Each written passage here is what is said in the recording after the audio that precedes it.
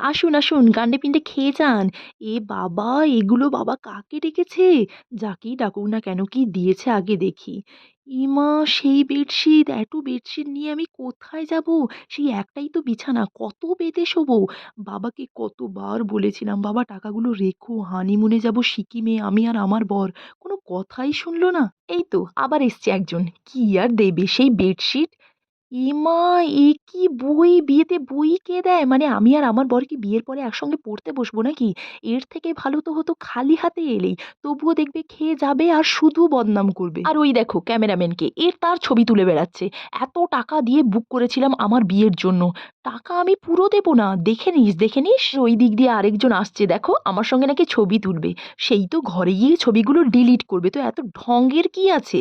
দেখবে আমার বাবা কি হার দিয়েছে, কত দাম হতে পারে, সব বুঝি, কুচুটে বউ সব।